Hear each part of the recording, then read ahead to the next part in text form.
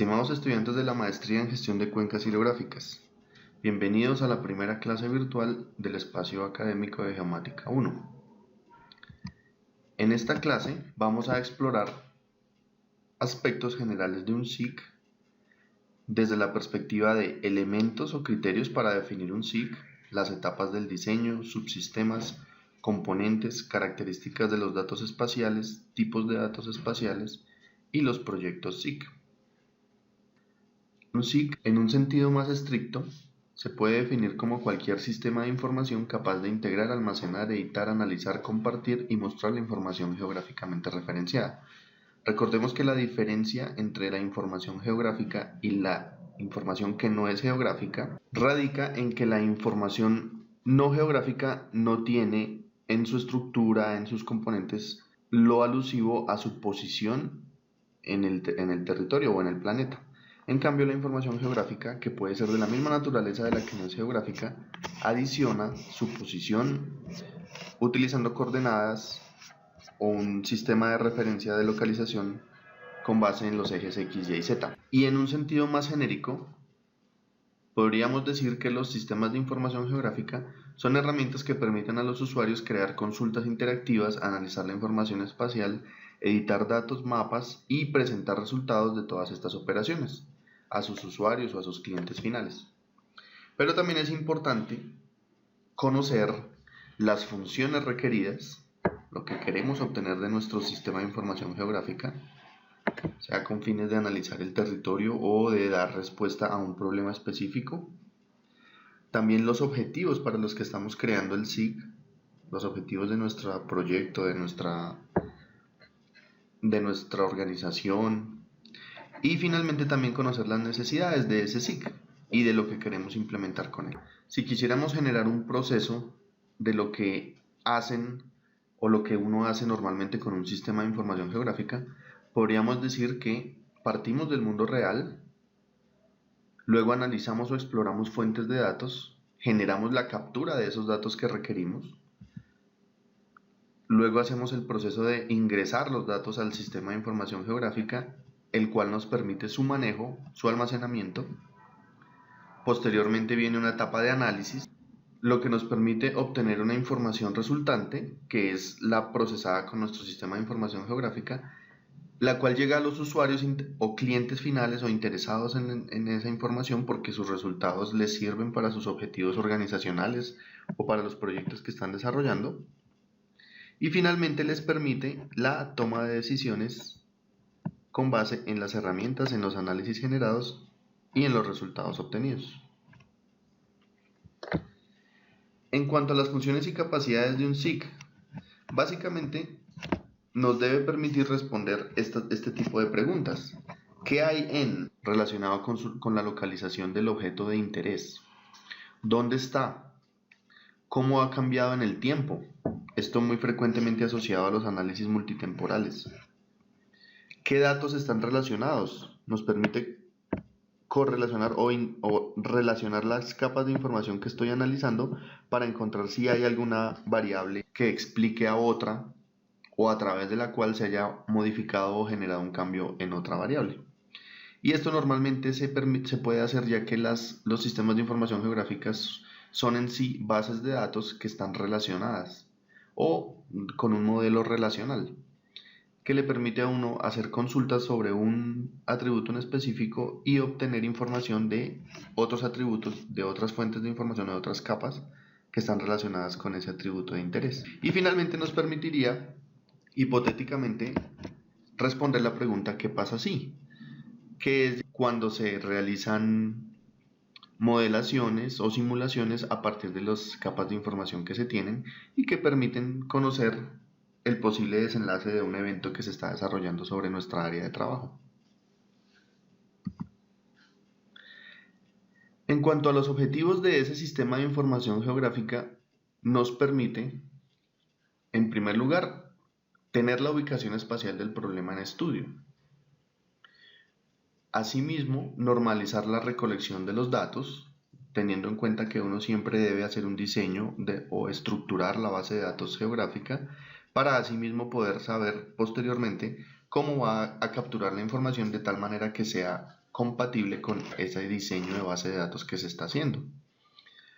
Proporcionar un almacenamiento coherente, ya que los sistemas de información geográfica vienen optimizados para almacenar la información que se está trabajando, sea esta del tipo de datos vectorial o del tipo de datos raster. Permitir la obtención de modelos cartográficos. Un modelo cartográfico entendido como la representación de ese mundo real que yo quiero tener en mi sistema de información geográfica. Y para representar ese mundo real, debo tener muy claro cómo se comporta la variable en la realidad y cómo esa variable se está modelizando o se está llevando a la geografía o al sistema geográfico digital que estoy implementando. Facilitar la presentación gráfica de los resultados es otro de los objetivos y también de las capacidades que tiene un sistema de información geográfica. Simular las consecuencias de determinada decisión antes que un error de planeamiento modifique irreversiblemente el paisaje mismo. Otro objetivo. Pero en general podemos decir que los objetivos principales o primordiales de un sitio están en el almacenamiento, en la recuperación de información o en mantener esa información, en el análisis de los datos y en diseminar, distribuir y explicar cómo ese modelo geográfico que he creado, que vuelvo y les reitero, es una abstracción de la realidad o de lo que está ocurriendo en el mundo real, me permite la toma de decisiones con base en esa información y para solucionar problemas específicos que se presentan en el territorio. En cuanto a las necesidades de los SIC, es importante mencionar que normalmente los datos espaciales están deficientemente mantenidos o son insuficientes de acuerdo a la variabilidad que tienen muchas capas de información en el territorio. Por ejemplo, no es fácil actualizar un mapa de deforestación del territorio, ya que requiere una gran inversión de recursos técnicos, de recursos humanos y también de presupuesto o de dinero, de recursos financieros, ya que es una temática que involucra casi que una labor o un trabajo o una actualización o un monitoreo en tiempo real diario. Por eso hay variables que son más sencillas de mantener en un SIG que otras. También suele ocurrir que mapas y estadísticas están desactualizados. Con muchas capas de información esto ocurre. Por ejemplo, para muchas partes de Colombia la información de suelos es ya de vieja data y la escala de trabajo no es la mejor. Los datos y la información son inexactos. Esto también suele ocurrir mucho con algunas variables. Aquí podríamos de pronto mencionar variables climáticas que generalmente siempre suelen tener problemas de distribución o de disponibilidad de la información y también de la calidad de la misma.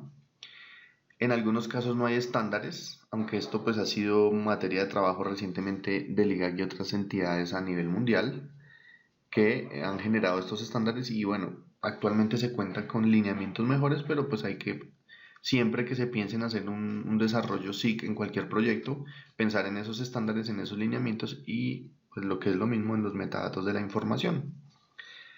A veces hay inconsistencias en los datos espaciales, sí, algunas veces son debidas a el uso incorrecto de sistemas de proyección y sistemas de coordenadas y en otros casos a errores en la captura de datos en campo.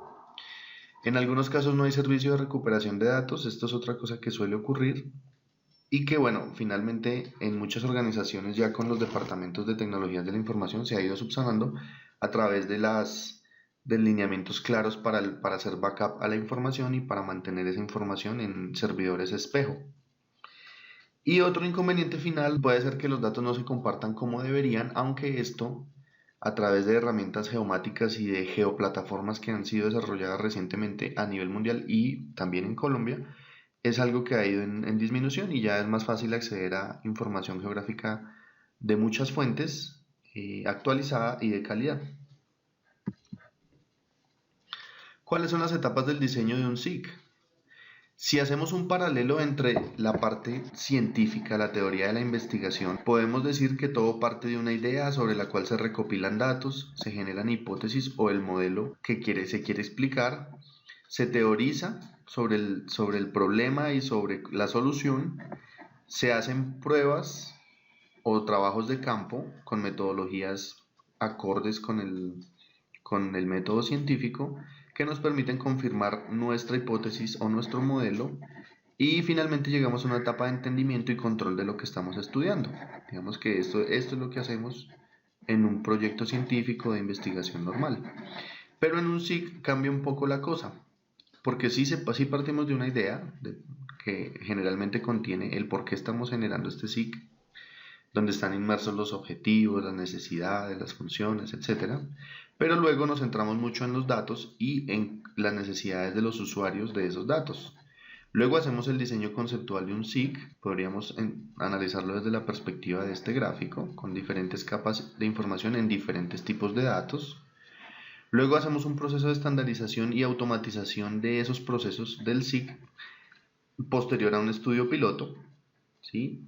Generalmente se generan estudios o sistemas de información geográfica para áreas de interés particular y luego se amplían a otras partes a otras zonas de interés o a otras partes del territorio.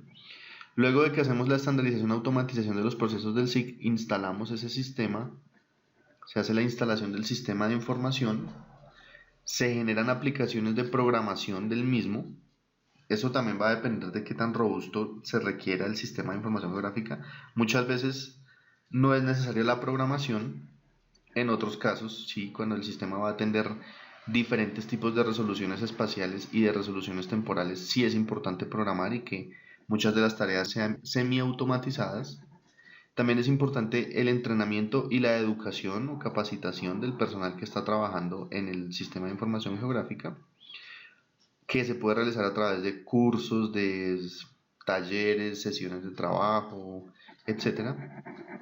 Luego de esto podríamos decir que tenemos un sistema de información geográfica exitoso que se está en uso y operación y finalmente nos permite llegar a la misma fase de entendimiento y control de lo que está manejando, de la información, de los procesos, de las entradas, salidas, etcétera, que tiene ese sistema de información geográfica.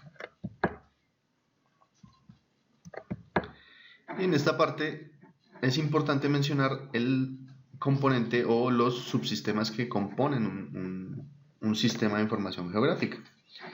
Y es así como tenemos unas entradas, que son nuestros datos de manejo del SIG. Actualmente esas fuentes de entrada de información o datos de entrada de información son más robustos, más fácil de acceder a ellos, más versátiles y en general de consecución más sencilla. Y esto compondría nuestro subsistema de entrada.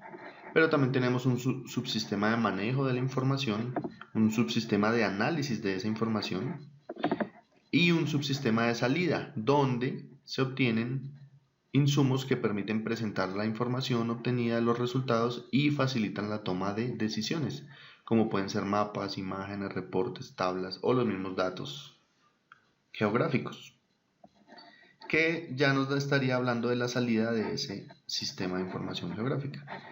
Importante mencionar también que en el subsistema de manejo de la información normalmente suelen tener gran importancia los manejadores de bases de datos y también los tipos de datos geográficos que se están manejando, si son de componente vectorial o de componente raster. Profundizando un poco más sobre cada subsistema, podremos observar en esta diapositiva diferentes sistemas generadores de información y que nos permiten procesar esa información o ingresarla a nuestro sistema de información para posteriores análisis. Tenemos el caso de los satélites, que nos están generando información valiosa sobre la cobertura o sobre la superficie de la Tierra o sobre la atmósfera de nuestro planeta en tiempo real. Más recientemente el uso de drones, que también generan información valiosa de mejor resolución que los satélites y con la ventaja de que se puede generar cuando sea requerida, y cuyo desarrollo más reciente ha permitido que haya un auge y una expansión de esta tecnología a la cual se le pueden acoplar diferentes tipos de sensores que nos generan diferente tipo de información de las coberturas o del estado de nuestro planeta en general. No todo es ventajas con el tema de los drones, pero sí tiene muchas ventajas significativas comparada con otra información, como por ejemplo la que podemos obtener de satélites y la que obtenemos de, por ejemplo, aeronaves tripuladas. Y bueno, también tenemos los métodos comunes de generación de información para sistemas de información geográfica, como es la digitalización de planos o mapas, que puede hacerse actualmente de forma directa en el programa o a través de las antiguas mesas digitalizadoras que realmente cada vez están más en desuso. Y también el sistema de entrada de datos, que fue uno de los más importantes durante muchos años, que es nuestros sistemas de posicionamiento global. En el subsistema de manejo, como les dije anteriormente, todo se centra en el sistema manejador de bases de datos que se esté usando, el lenguaje de la base de datos o del manejo de la base de datos, que normalmente es el SQL, y también la composición de esa base de datos geográfica que yo tengo, donde tengo organizadas todas mis capas de información con sus diferentes tipos de datos y las relaciones entre esas capas de información que me permiten interconectar la información y dar respuesta a las preguntas normales de un SIG. ¿Qué hay en? ¿Dónde está X atributo o información de interés? ¿O cómo se relaciona X capa con X capa en cuanto a su posición respectiva en el SIG, etcétera? Aquí es importante mencionar que las bases de datos no solo almacenan la información, también almacenan los modelos de datos y almacena el modelo geográfico que yo he diseñado para representar la realidad. Y en este punto es muy importante considerar los aspectos de almacenamiento y seguridad de la información, teniendo en cuenta que estamos bajo un contexto donde existen muchas posibilidades de que la información sea hackeada o sea interceptada, y adicionalmente que se pierda dicha información por su mala manipulación. Normalmente, o suele ocurrir en los proyectos, el almacenamiento se subvalora a las capacidades y necesidades reales, y adicionalmente el almacenamiento es muy costoso para cualquier aplicación informática. Por eso es muy importante hacer una adecuada planeación del almacenamiento requerido para luego no tener problemas. Y una manera sencilla de calcular ese almacenamiento es considerar la resolución temporal y espacial de trabajo que va a tener el proyecto. Si mi proyecto me exige generar información sobre una base anual o sobre una base mensual o por ejemplo sobre una base diaria, las necesidades de almacenamiento son distintas. Si yo tengo que generar, por ejemplo, 30 años de información diaria con una resolución o un tamaño de píxel de, por ejemplo, 70 por 70 metros, es muy distinto si a yo tener que generar información de una base de 30 años pero a escala anual y con un tamaño de píxel de 5 kilómetros por 5 kilómetros. En el primer caso, realmente se requiere gran cantidad de almacenamiento. En el segundo no se requiere tanto y por ende es un proyecto que en general y desde la perspectiva SIG va a tener un menor costo. Adicionalmente, los sistemas de información o de manejo de bases de datos nos permiten una mayor independencia, eficiencia en la captura y codificación y consulta de la información, seguridad y disponibilidad de la misma, exploración y explotación de datos, que está muy relacionado con los temas de minería de datos. Existe mayor coherencia, facilidad de reutilización de la información, menor redundancia y, dependiendo del tipo de bases de datos, menores tiempos de procesamiento.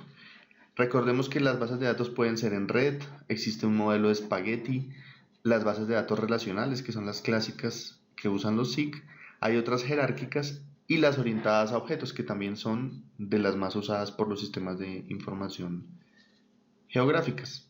Y recordemos también que en la base de datos, en su estructuración y en su diseño, también tiene unas fases, que pasaría por el desarrollo del modelo lógico, luego el modelo físico, luego cómo va a ser el mantenimiento y operación de dicha base de datos. En cuanto al subsistema de análisis, es importante mencionar que en el momento en el que nosotros miramos un mapa, leemos ese mapa, lo analizamos espacialmente, es básicamente lo que hacemos, un análisis espacial con cada cartografía, con cada mapa que tomamos. Asimismo, otro ejemplo de análisis SIG, cuando tomamos una aplicación móvil y escogemos o le preguntamos cuál es la mejor ruta para ir de un lugar a otro, también estamos propiciando un análisis espacial. Normalmente las operaciones con variables espaciales a través de un conjunto de procedimientos que producen resultados a una pregunta concreta es un análisis espacial en su forma más básica. Y es importante tener en cuenta que en análisis espacial lo principal no es el algoritmo que me ejecuta mi solicitud y tampoco es la respuesta que obtengo. Lo principal es formular una pregunta adecuada que le permita a ese algoritmo y a ese computador hacer el análisis correcto y responder lo que yo realmente quiero saber. Y en el subsistema de análisis se considera muy importante el racionamiento espacial. En este gráfico podemos ver un resumen de este subsistema de análisis considerado, donde realizamos un análisis integrado de datos espaciales y no espaciales y empezamos generando una recuperación, clasificación y medición de dicha información. Luego podemos aplicar funciones de superposición u operaciones de vecindad. Estas funciones de superposición y operaciones de vecindad las vamos a profundizar en las clases correspondientes a Geomática 2 y esto nos permite la búsqueda de funciones topográficas para entender ese territorio que estamos analizando y también considerar metodologías de interpolación de la información. Y también tenemos funciones de conectividad que nos permiten entender cómo, en el caso de un modelo raster, las celdas se encuentran interconectadas entre sí. Y esto se hace a partir de análisis de contiguidad, proximidad, de redes, de dispersión, de intervisibilidad o de vista en perspectiva. Este gráfico nos permite resumir de forma muy sencilla todo lo que podemos hacer con la información geográfica en un SIG. Sin embargo, cada uno de estos cajones tiene una cantidad de funciones, de algoritmos y de desarrollos particulares que se van a ir viendo y analizando a medida que se avanza en los cursos de geomática dentro de la maestría.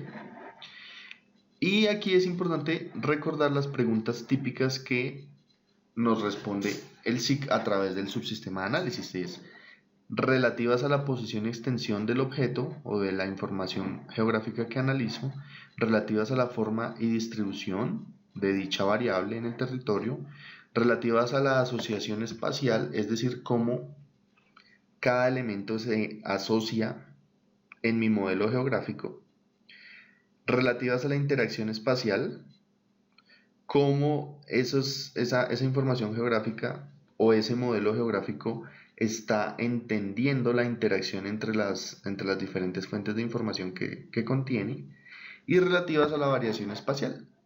Aquí podemos volver a mencionar el caso de variables que cambian frecuentemente en el espacio y en el tiempo.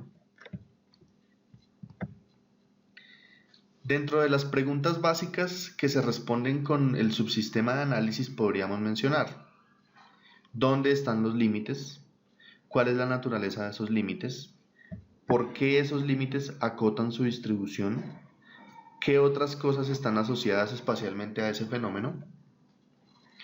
¿Aparecen esas cosas asociadas espacialmente en otros lugares? Miren que aquí ya estamos generando las preguntas que nos van a permitir obtener las respuestas que queremos, cuyas respuestas nos van a permitir conocer el territorio y el fenómeno estudiado.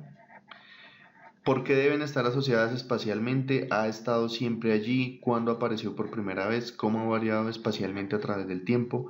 ¿Qué factores han influido en su dispersión? Por ejemplo, en el caso de contaminantes. ¿Por qué se ha dispersado de esa manera? ¿Qué características atmosféricas propiciaron eso o lo limitaron?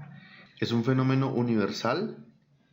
¿Se encuentra en todo el mundo o en toda el área de trabajo, de estudio? Y aquí podemos preguntarnos, ¿dónde se encuentra?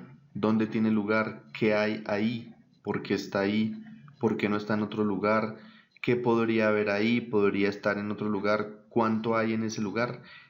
Estas preguntas, por ejemplo, asociadas con el caso de distribución de especies y su variación a futuro a raíz de fenómenos o de procesos que están ocurriendo en el planeta o del mismo cambio climático, por ejemplo. Hasta dónde se extiende, por qué tiene esa estructura particular, existe regularidad en esa estructura, de qué naturaleza es esa regularidad, por qué el patrón de distribución espacial tiene que mostrar regularidad, dónde se encuentra en relación a otros de su misma clase y qué clase de distribución conforma. Todas estas son ejemplos de preguntas que se realizan y que el subsistema de análisis espacial de todo SIG debe ayudarnos a responder. Asimismo, nos permite hacer una exploración visual de los datos espaciales, una superposición de capas orientada a conocer esa asociación de la información en mi modelo geográfico, pero pues entendido como lo que ocurre en la realidad, y también análisis multitemporales asociados con la variabilidad espacial y temporal de cambio. Y aquí también, ayudándonos a responder esas preguntas que veíamos en la diapositiva anterior, podemos generar los siguientes análisis específicos. Análisis de superficie, donde entra todo el tema de interpolaciones y técnicas para conocer el comportamiento de una variable en el espacio. La parte de estadística descriptiva, donde yo conozco cómo esos datos se distribuyen, centralidad, dispersión, dependencia espacial, patrones, etc. Inferencia, donde yo puedo inferir comportamiento de una variable y establecer modelos de cambio. Modelización, donde yo trabajo o creo modelos, como pueden ser los modelos hidrológicos o modelos de terreno, etc. Y la toma de decisiones y optimización, donde con base en mis resultados maximizo o minimizo funciones objetivo y comparo los resultados de los modelos.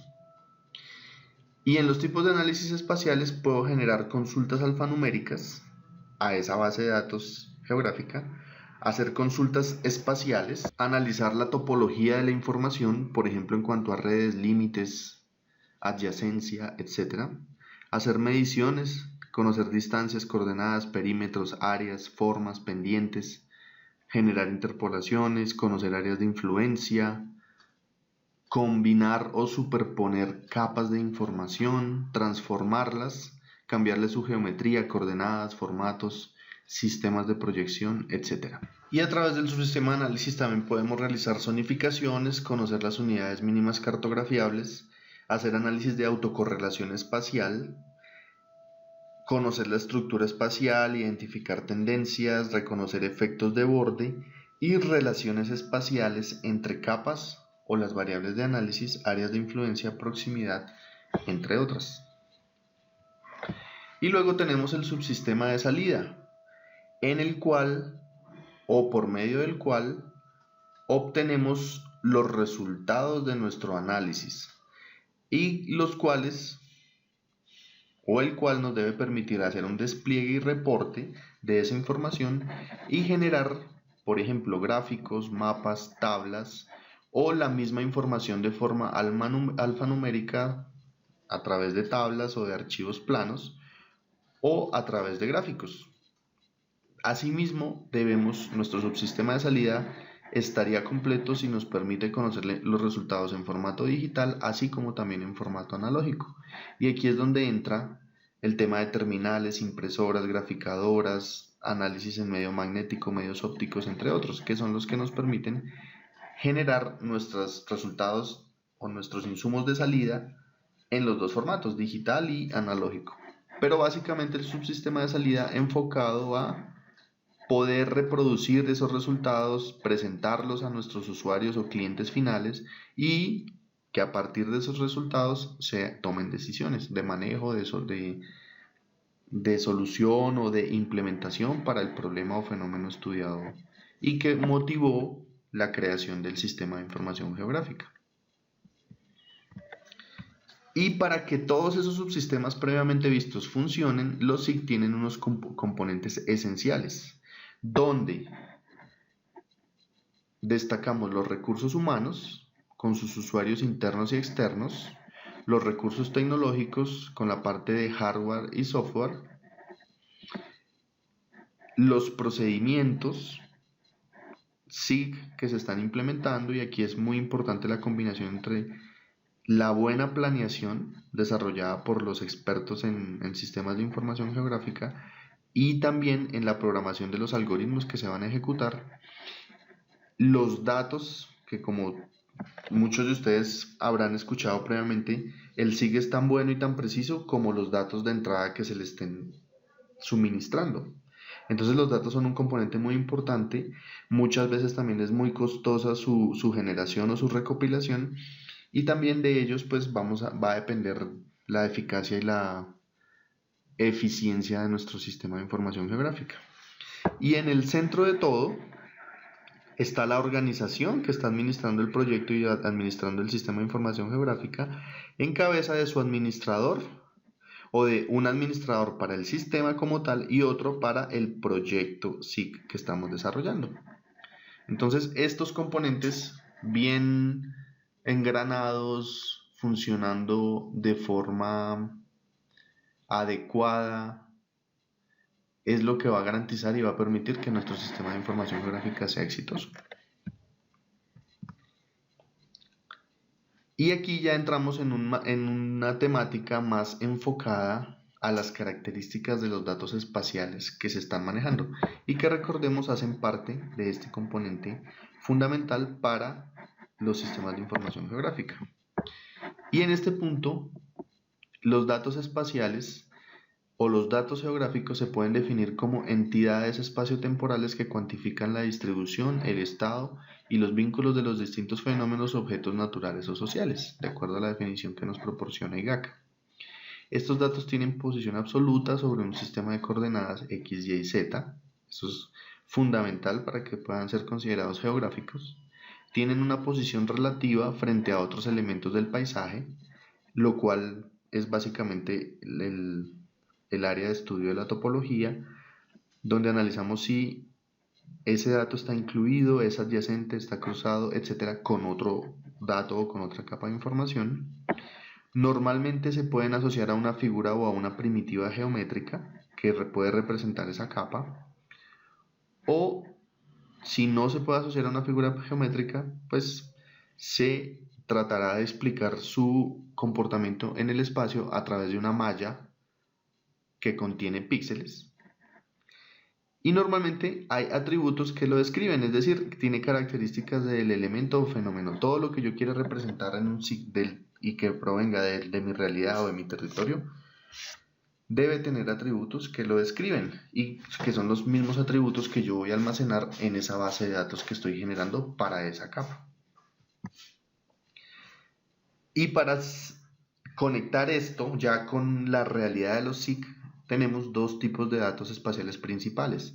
Los datos vectoriales, que como les decía están asociados a una figura geométrica, y los datos matriciales o datos raster, los cuales pueden provenir de diferentes fuentes como imágenes de satélite, las mismas fotografías de las cámaras, los modelos digitales de terreno o por procedimientos como interpolaciones.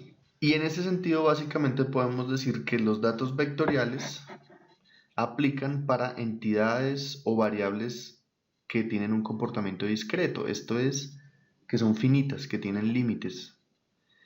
Y el modelo raster aplica para todas aquellas variables cuya distribución o comportamiento en el territorio es continuo. Si mi variable es discreta y tiene límites, yo la puedo representar muy bien a través de una primitiva geométrica, sea un polígono, sea una línea o un punto. Pero si mi variable no tiene límites, y es continua, continuamente está cambiando en el espacio sin tener un límite, como por ejemplo la elevación, la mejor manera de representarla es a través de una malla donde cada cuadrito, cada píxel me está mostrando cómo esa variable está cambiando en el espacio. Entonces es importante tener claro esto de por qué datos vectoriales, por qué datos matriciales o datos raster y cómo estos interactúan, se almacenan y se utilizan en un sistema de información gráfica, que como les digo va a ser tema de discusión en siguientes clases. De manera general podemos mencionar algunas operaciones que se realizan con capas de tipo vectorial, como por ejemplo el solape, superposición, recorte, diferencia, intersección, unión, donde yo puedo obtener nuevas capas de información, sea en polígonos, en líneas, en puntos, y que es esencial en los análisis y procesamientos de datos geográficos. Si tomamos el ejemplo de la imagen que tenemos acá, podemos ver que la elipse 1 se está cruzando con la 2. Si yo aplico un recorte, este va a ser mi resultado. Es decir, voy a obtener la 1 recortándole la parte que se traslapaba con el elipse 2. Si yo quiero obtener una diferencia, sencillamente me va a mostrar esta parte o esta zona que se está traslapando entre las dos figuras y voy a obtener el área de esta figura resultante. Si yo hago una unión, sencillamente voy a sumar la información contenida en la elipse 1 con la contenida en la elipse 2 y voy a generar una nueva capa que me va a unir las dos figuras. Y si yo solo quiero la intersección, voy a obtener el área donde estas dos se están intersectando. Este es un ejemplo de cruces y de operaciones que puedo hacer con información vectorial. Asimismo se pueden hacer con los formatos tipo raster, donde yo puedo interpolar, superponer. Tengan en cuenta que el formato raster es una matriz, por ende yo puedo aplicar todas las operaciones matemáticas posibles al cruce o a la combinación de matrices. Entonces, si yo superpongo matrices, puedo entre ellas hacer sumas, restas, multiplicaciones, aplicar regresiones lineales, etcétera, etcétera. Asimismo, y normalmente esto a través de una funcionalidad que tienen muchos programas o software de sistemas de información geográfica, que es el álgebra de mapas, que por ejemplo en ArcGIS y en QGIS se conoce como el Raster Calculator, donde yo activo esa calculadora raster y de allí puedo aplicar fórmulas, las cuales se van a aplicar píxel a píxel, que es una de las grandes ventajas que tiene el formato raster, que yo aplico de una manera muy eficiente los procesos y los análisis sobre capas o sobre formatos raster, ya que en el fondo lo que tengo son tablas, son matrices y puedo hacer operaciones entre píxeles de forma muy sencilla. Entonces, esto básicamente para resumir que existen tipos de datos geográficos de entrada a los SIG y que cada uno tiene un manejo distinto y unas características que lo hacen específico para ciertos usos o para explicar ciertas variables dependiendo si son discretas o continuas, y adicionalmente para el manejo interno ya de lo que es el sistema de información geográfica, lo cual pues como les mencioné ya vamos a profundizar en siguientes clases. Y para cerrar esta clase de hoy, mencionar un poco sobre los proyectos SIG, donde normalmente la inversión inicial es fuerte, es alta y es una decisión muy compleja que en muchos casos lleva a pensar sobre la viabilidad de implementar todo un sistema o un aparataje de información geográfica en una organización, que finalmente muchas entidades lo terminan haciendo porque los beneficios en el mediano y largo plazo son mucho mayores a los costos iniciales, como lo podemos ver en esta gráfica. Y eso normalmente se demuestra con casi cualquier plataforma tecnológica, informática asociada a información geográfica que existe en el mundo. Inicialmente tiene unos gastos que pueden en algunos casos ser exorbitantes de acuerdo a lo que se quiera o los objetivos del SIG, pero que en el corto plazo, gracias a las decisiones que se toman a raíz de los resultados y los análisis que se hacen con ese sistema de información geográfica, permiten optimizar recursos, direccionar la inversión de esos recursos hacia las zonas que en realidad, por sus características del territorio, por su oferta ambiental, por la vocación del suelo, etc., sí permiten ciertas actividades.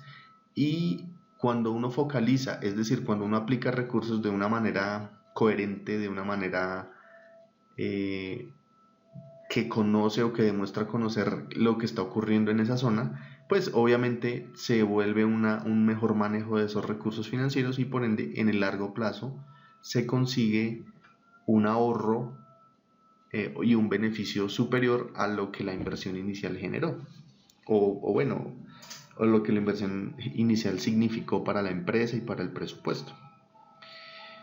Y pues esto está comprobado que los beneficios son mayores que los costos a mediano plazo. Los costos mayores iniciales generalmente están relacionados con costos de equipos, adquisición de datos y capacitación del personal. También que gran parte del éxito radica en la consistencia de la base de datos y en el análisis, por eso las etapas iniciales del SIG son fundamentales. Una buena planeación, una buena planificación, estructuración y diseño de la base de datos es fundamental. Que se apliquen también estrategias para minimizar costos, por ejemplo, software libre. Muchas personas y muchas organizaciones eh, se han, por decirlo de alguna manera coloquial, se han casado con ciertos sistemas o lenguajes de programación informáticos que son de pago, que son licenciados y que implican unos costos anuales, unas licencias, unas actualizaciones, y pues no han considerado que para casi cualquier solución licenciada o paga existe una solución igual o casi tan buena como la paga y que es open source. En el caso, por ejemplo, de software para SIG tenemos QGIS versus ArcGIS. Este tipo de programas pues deberían en muchas organizaciones tener un mayor auge para permitir pues bajar este tema de costos. También está el tema de paquetes estadísticos, lo que es R, que es un programa muy robusto, un lenguaje de programación muy versátil para manejar temas estadísticos y no solo estadísticos, también hasta con capacidades versus otros programas estadísticos que son pagos como no sé el SPSS por ejemplo, pues realmente representan una opción muy buena y que permitiría minimizar los costos. Ahora, en materia de recolección de datos de campo, es más difícil el tema de minimizar costos, pero igual es posible. Haciendo un buen diseño de muestreo, dependiendo de la variable, podríamos disminuir costos, optimizando esa red de monitoreo que queremos implementar en campo para generar nuestra información de interés, etcétera, entre otras funciones. Cada caso es particular y cada caso hay que analizarlo a la luz de estas estrategias para minimizar costos. También otra estrategia para minimizar costos muy viable es la de usar información secundaria disponible, que pues creo que es así, no tiene duda y casi se usa en cualquier proyecto, pero chequeando la confiabilidad, temporalidad, estructura, datos, escalas y fuente de dicha información. No toda la información secundaria es viable de utilizar en un SIG.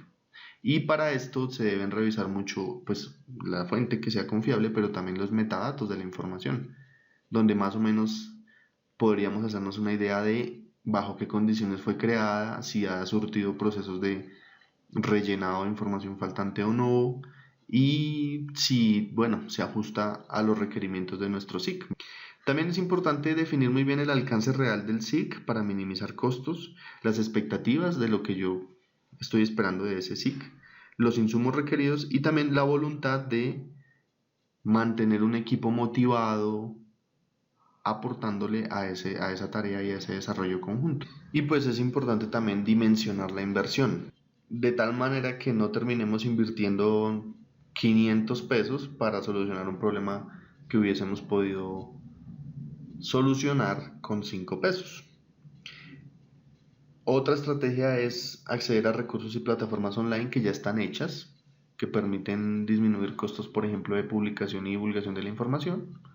Y tener en cuenta que existe una política de datos abiertos que aunque está orientada principalmente a entidades públicas, también puede funcionar con organizaciones privadas y que adicionalmente pues requiere entender y comprender que si uno se puede beneficiar de esa política de datos abiertos, también puede contribuir a ella y hacer accesible la información para beneficiar y para aportar a comunidades de generación de información de diferentes temáticas ambientales y atmosféricas y de la cobertura de la Tierra, cambiando un poco el paradigma que ha existido siempre, que ha gobernado nuestro país en temas de información. Es que la información, el viejo paradigma básicamente establece que la información es de quien la genera, cuando está demostrado que el compartir la información y permitir que otros usuarios, otras entidades, otras organizaciones trabajen con dicha información puede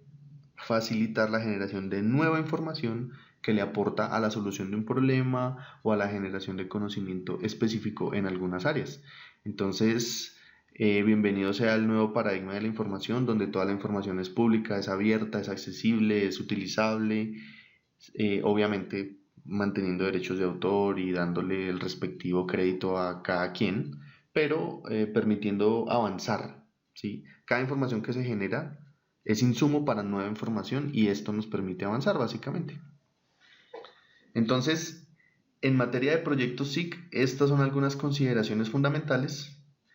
Retomaremos este tema en la siguiente clase, profundizaremos un poco sobre él y bueno, continuaremos con las demás temáticas. Y para continuar con la clase vamos a ir a la práctica, vamos a continuar con nuestro curso rápido de QGIS que iniciamos en la sesión presencial. La idea es que ustedes continúen desarrollándolo en sus diferentes actividades. Recordemos que en este tutorial al final se llega a la elaboración de un mapa y la idea es que ustedes entreguen este resultado a través de la plataforma virtual, para lo cual yo les estaré dando explicaciones más adelante. Entonces vamos a la práctica y muchas gracias por su atención, espero los contenidos les sean útiles y hasta un próximo video.